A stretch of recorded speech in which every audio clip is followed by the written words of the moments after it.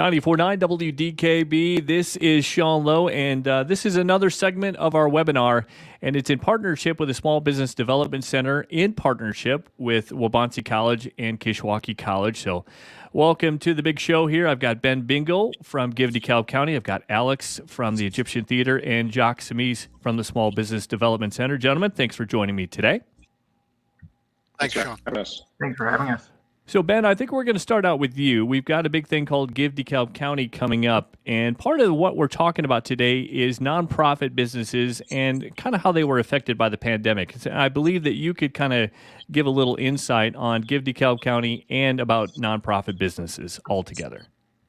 Yeah, thanks, Shawn. So just kind of stepping back from that topic a little bit and talking about the landscape of nonprofit organizations, I think it's important for people to understand that nonprofits are the third largest employer in the United States economy. That's only behind retail, trade, and hospitality. So these organizations, they employ our family members, our friends, our neighbors. Locally, they employ around 9% of DeKalb County's workforce. So nonprofit organizations, I think some people think of them as charities or, all voluntary. And in some cases, they are small, all voluntary, kind of informal organizations who do great work. But in other cases, they're also major employers and providing critical services in our communities. And 2020 was an incredibly difficult year for organizations of all stripes, including nonprofit organizations. So we did a survey in partnership with NIU last fall and gathered some information about how local nonprofit organizations were affected. What we heard is that at that time, many were uncertain about whether or not they'd be able to fully fund payroll through the end of the year. Over half of those who responded said that their programs or services had been reduced during a time when need was skyrocketing. On top of that, around 82% of local nonprofit organizations have had to cancel a fundraising event, which just contributes to, that financial challenge that they're all facing. I talked to one organization in December who reported and was just kind of sharing that they'd spent over $40,000 on just PPE. They had to, there's no choice in the matter. It was a necessity, but there aren't many organizations, whether that's a small business or a governmental agency or anything that would just be able to absorb that type of unbudgeted expense and feel no challenge associated with it. Talked to another one recently, and they've been operating with about a $200,000 deficit because of the additional PPE they have to purchase, the protocols that are in place, and also because they had to cancel their major fundraising event for the year. So there are a lot of challenges that have come because of COVID-19. And I think, what we're seeing is, some fundraising events are starting to come around. Maybe people feel like there's a little bit of light at the end of the tunnel, which is fantastic. But, need remains high in our communities, and organizations are still very strapped financially to meet that need. So 2020 posed a lot of challenges to nonprofit organizations. There's many success stories as well. I'll share a little bit about what the Community Foundation did. And I think it's important to include a disclaimer here that we're just one player in that game, and so many organizations this time last year stepped up. There was such great collaboration, and you saw the business sector working with government sector, working with nonprofit sector, all with the goal of keeping things going and coordination and collaboration. So it's amazing to reflect back now about a year later. So at the Community Foundation, a number of different things that we do were able to stay the same. So for example, our grant making, I was able to carry on pretty much like we normally do. One of our cornerstone grant programs is called the Community Needs Grant. We were able to carry that out despite the pandemic. Maybe the process of how that unfolds was a little bit different, but for the most part, we're able to get those grant dollars out. We also play a funding role in things like economic development, kindergarten readiness, land use, and so on. And so those activities were able to carry on pretty seamlessly.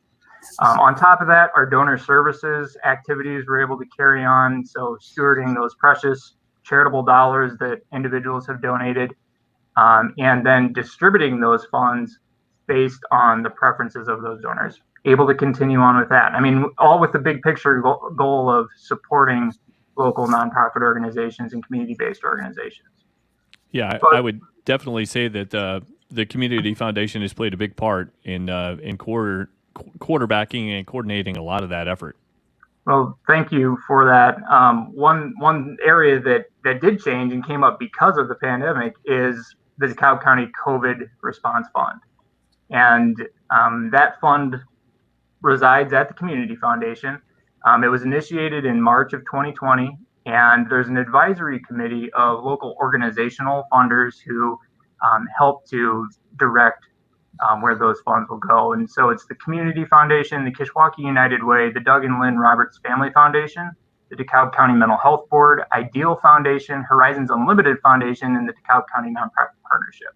So from that list, you can get a sense of just how many different players are involved, and the amount of coordination and collaboration that's gone on through that advisory committee has just been a pleasure to be a part of.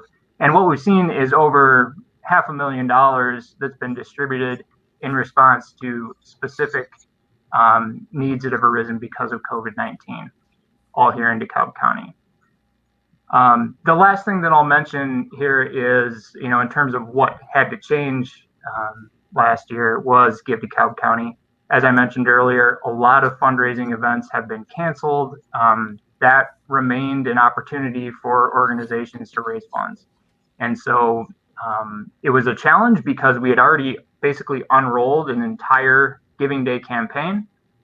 The pandemic hit and we had to claw that back and essentially pivot, the key word of 2020, and make some adjustments there. But in the end, that event and the participating organizations were able to raise over $1.2 million, which was a significant influx of liquid cash at a time when organizations needed it very badly. Absolutely. Jock, do you have anything to add to that? It's so funny, Ben, that you mentioned where the ranking of nonprofit is industry-wise, because I was just looking something up the other day of the top 10 industries, and believe it or not, I guess it's not considered an industry, but it wasn't even on the list. And from what you're saying, it was actually number 2 if you added on to that list. So I think that was really kind of interesting. I guess the other thing I would say is, Alex, Ben was going through the different funders. Now, if this was a business, obviously you're writing down his customers so that you could try to steal them away for yourself, right? Isn't that one of the things you do? Yeah, I think, one of the things that's wonderful, not only about the nonprofit kind of sector and industry, but especially here in DeKalb County, is how much collaboration there is. And, coming up on Give DeKalb County, with over 100 nonprofits participating in that Giving Day, I think there's some people, there can be a perception that, there's a lot of competition and people are, competing for donors and sponsors out there. And really it's the opposite. And it has always been amazing to see how much our nonprofits work together, how supportive our donors are across multiple nonprofits. Ben could certainly speak to, some of the data of, most donors on that day are giving to multiple organizations and not just one.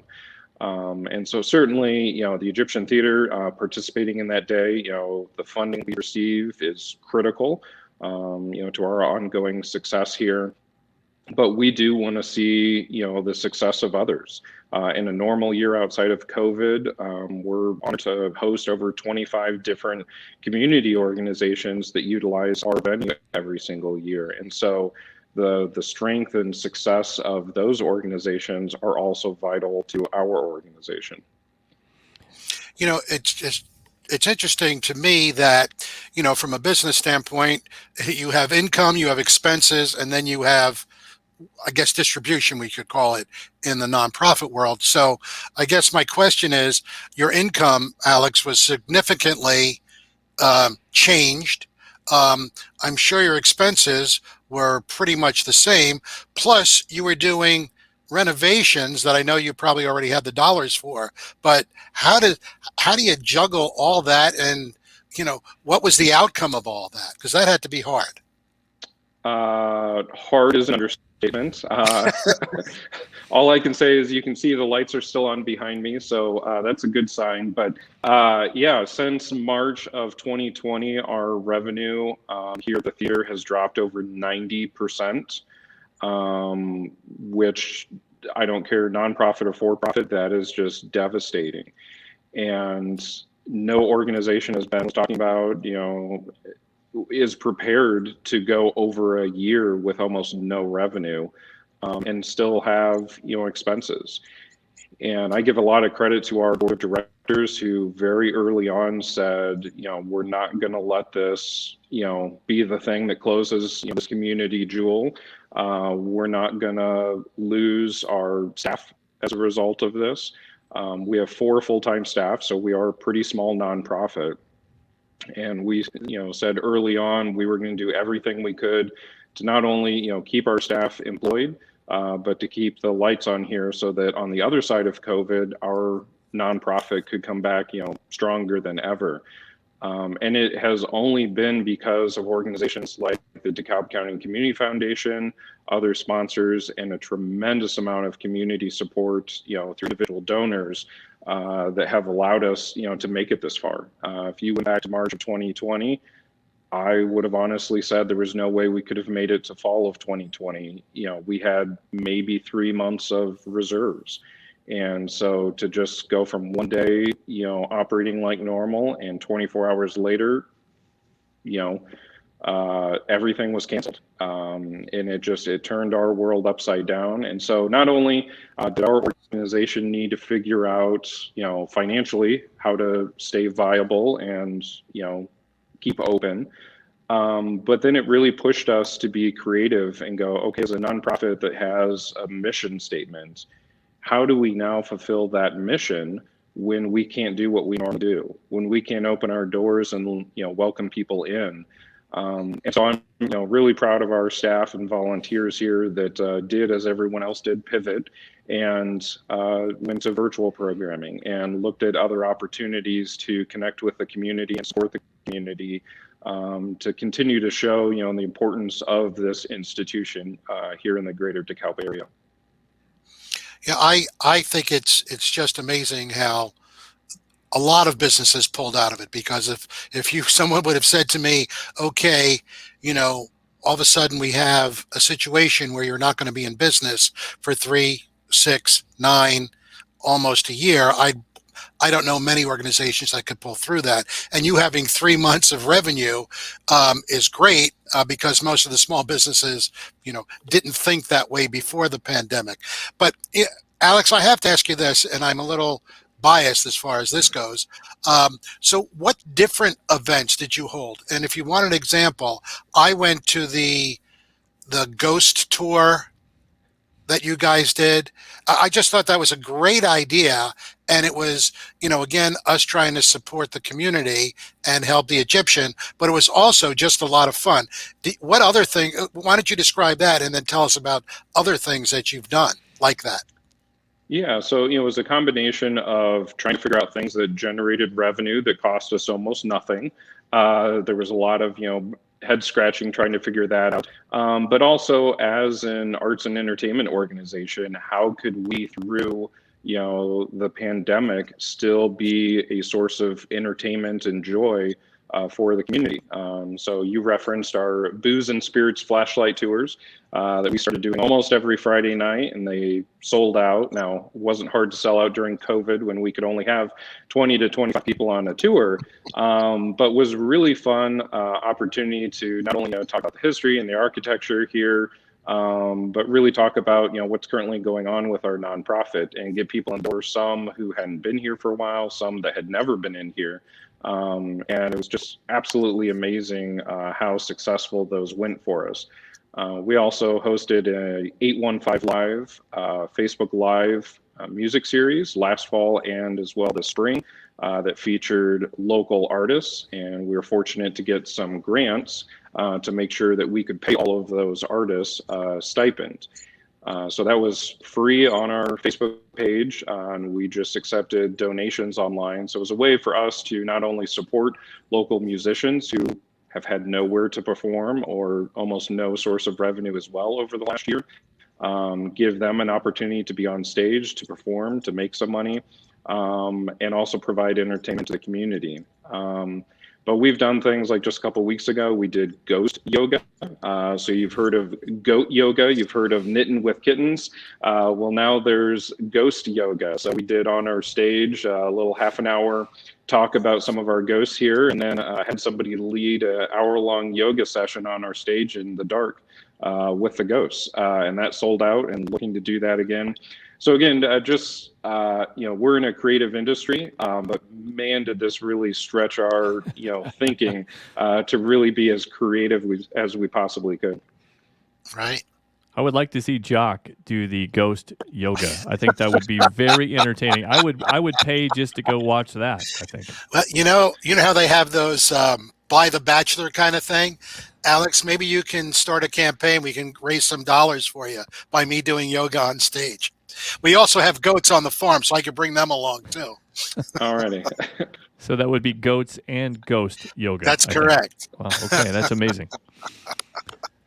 I have to tell you, I've been in the area only 3 years now, and I was just simply amazed about the amount of money that is donated by this community. I mean, I was just really shocked because we came from a very affluent area back in Philadelphia, and per capita or per person, the percentage, I think, was just so much larger here than it was back then. Ben, do you have any stats on that? Well, I can say that I completely agree with you. The philanthropic spirit in DeKalb County is incredible, and we'll see that on display on May 6th during Give DeKalb County. We're accepting mail-in donations right now, and donors can support their favorite organizations by mail, postmarked by May 6th. They can give on May 6th during the online 24-hour giving day. And it's just, excuse me, I think it's just really exciting to get caught up in that act of generosity, to see, the leaderboards change during the giving day, and to see, the names of donors and the messages that they're writing to these organizations, all happening throughout the day. So I agree. I mean, the individuals that donate during Give DeKalb County, the businesses that donate during Give DeKalb County. I mean, there's so many aspects of it that are just incredible and inspiring and amazing to see. To your original point, DeKalb County has a long history of philanthropy.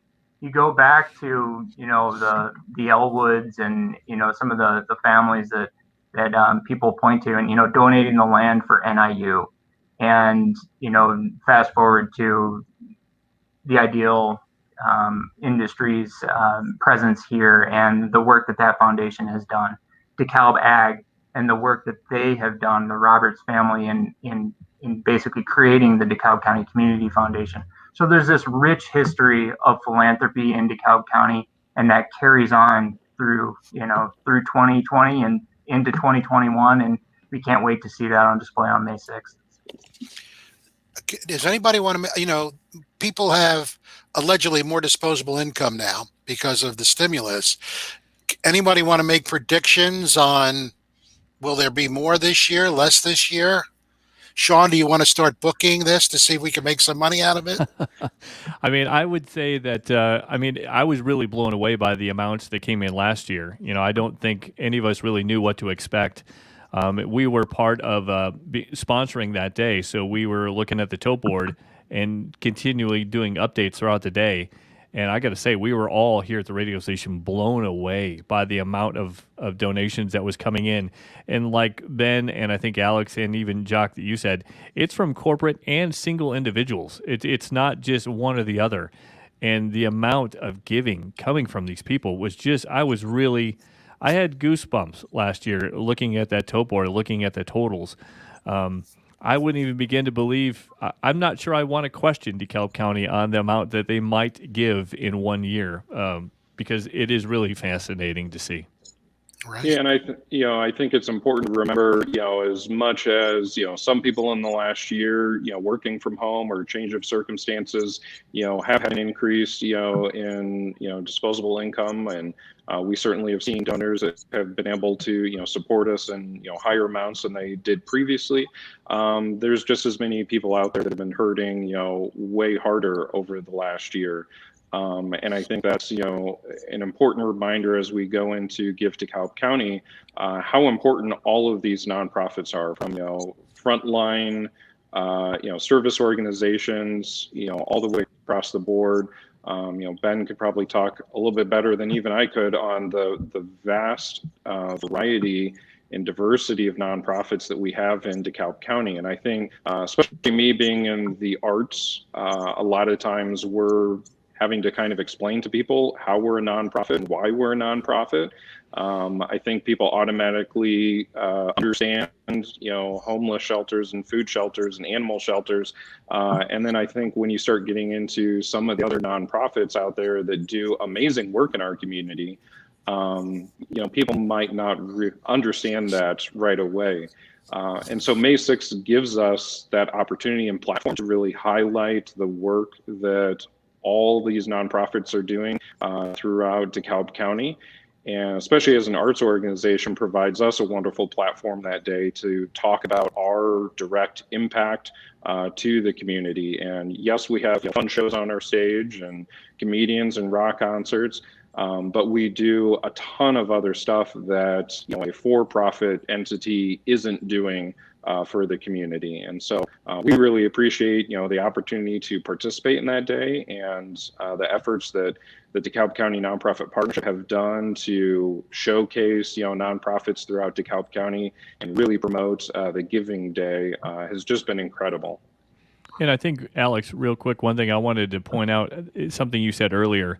It's the collaboration between all these nonprofits. I know that you're going to highlight a lot yourself on Give DeKalb County Day, but that collaboration, it's like nothing I've seen in any other community. And I'm sure it happens, but it's awesome to see it happen on that day and leading up to that day as well. Yeah, and I give a lot of credit to DCNP, DeKalb County Nonprofit Partnership, that Ben spearheads, that the success of that group in DeKalb County has really allowed our nonprofits to get even closer together.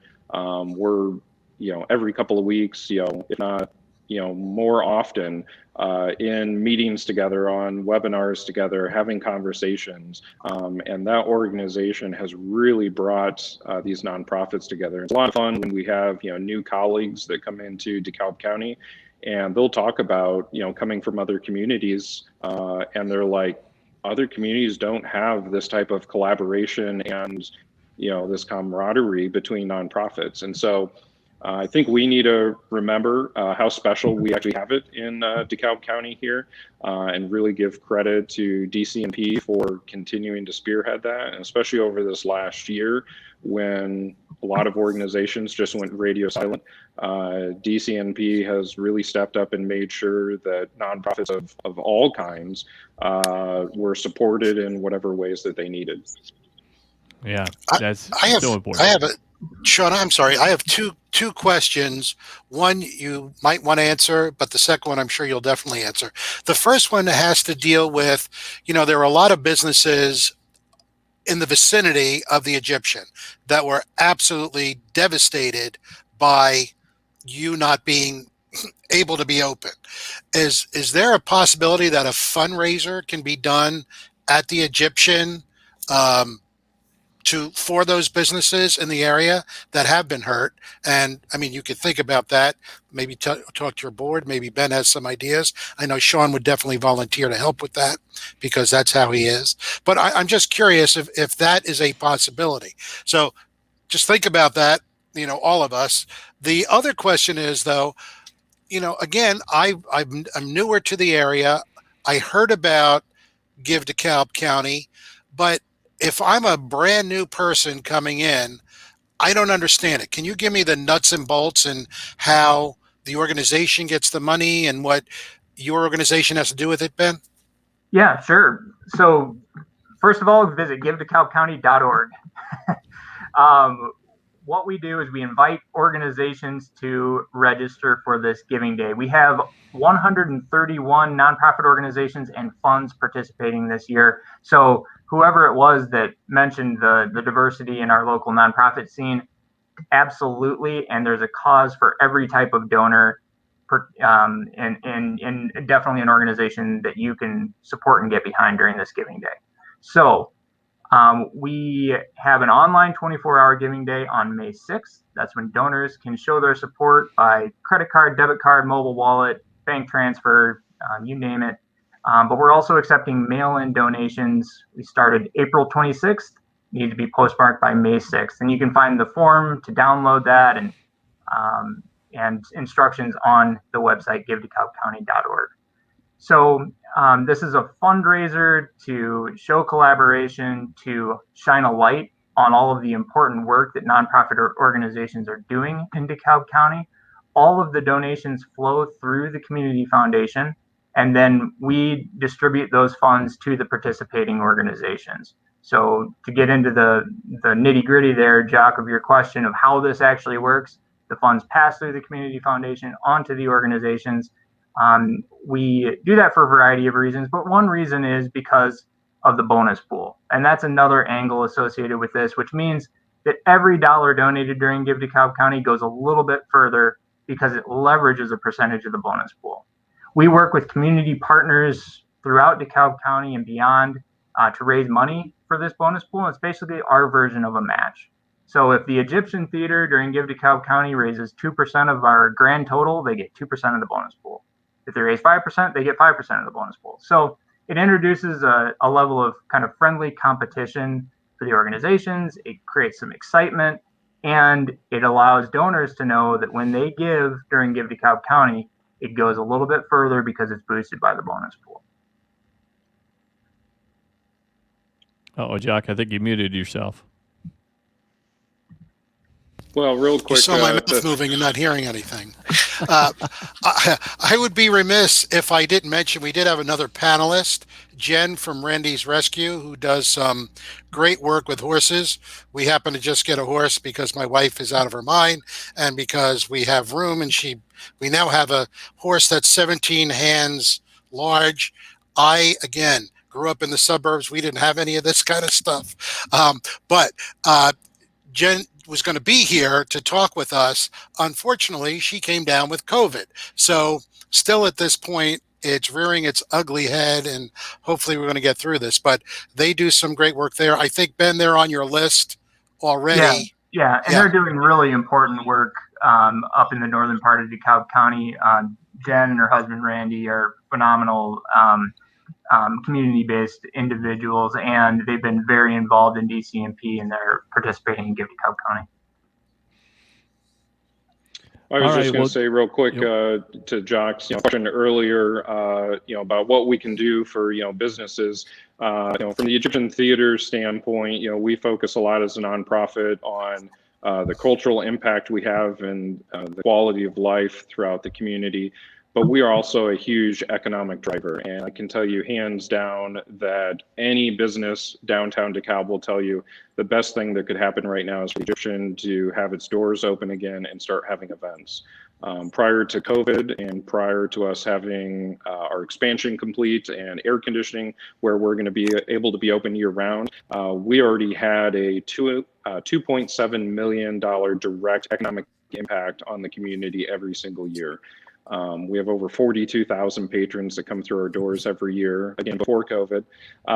And so when you think about them going to restaurants and staying at local hotels and filling up their gas tanks and shopping at retail shops, you come downtown, and if the restaurants are packed, you don't even need to look at our marquee. There's an event at the Egyptian Theater. So we feel a lot of pressure to get back up on our feet because we have all of these businesses looking to us going, we're down here because the Egyptian Theater is successful, and we need the Egyptian Theater to get back open and continue being successful. so that their businesses can survive as well. Alex, you didn't mention the ladies' room because that is a big feature with the new ladies' rooms. That's all people talked about when I was there. Yeah, so we did just finish last fall a $6.5 million expansion. Again, huge credit to the city of DeKalb, lots of local donors and foundations that supported this project. The first time in 90 years that the Egyptian Theater has expanded its footprint and allowed us to dramatically increase our restrooms, concessions, storage. But as I alluded to, for the first time since the theater opened in 1929, had air conditioning, so we can now be open year round. And that's amazing heading into this summer as we slowly start kind of coming out of COVID. We are able to host a variety of things this summer that are going to allow us to start generating some revenue that even just 2 years ago we would not have been able to host. So the silver lining through all of this, the stars have aligned. The theater is still here. We like to say, we've made it through the Great Depression, World War II, and a lot of other stuff since then. We will make it through COVID, and it's again through the generosity of the community and local businesses and foundations that provide support to our local nonprofits that allow us to continue to be open today. All right. Well, gentlemen, thank you so much for taking the time out and joining us today, talking about nonprofits, little COVID-19 talk, and also Give DeKalb County. Ben from the DeKalb County Community Foundation, thank you for being here. Alex from the Egyptian Theater. And of course, our resident comedian, Jock Sommese from the Small Business Development Center. Thank you for being here today, gentlemen. I appreciate it. Thanks for having us. Thank you. And I just want to add, with WDKB and SBDC being the kind of the hosts of this, want to make sure that we acknowledge everything that you both do in support of nonprofit organizations. Jock, you've been such an incredible resource, especially over the last year for organizations of all kinds. And Shawn, I think we all know how much WDKB does to shine a light on nonprofit organizations. So thank you both. No, we appreciate that. Thank you very much. We will continue to do that, as I'm sure all of you will too. And good luck to you, Alex and Ben, on Give DeKalb County coming up on May 6th. Thank you. Thank you. All right, gentlemen, have a good day, and you'll be able to check this out on our website. It'll be available. It is, again, in partnership with the Small Business Development Center, Waubonsee, and also Kishwaukee College. Gentlemen, have yourself a great day. You too. Bye. Thanks.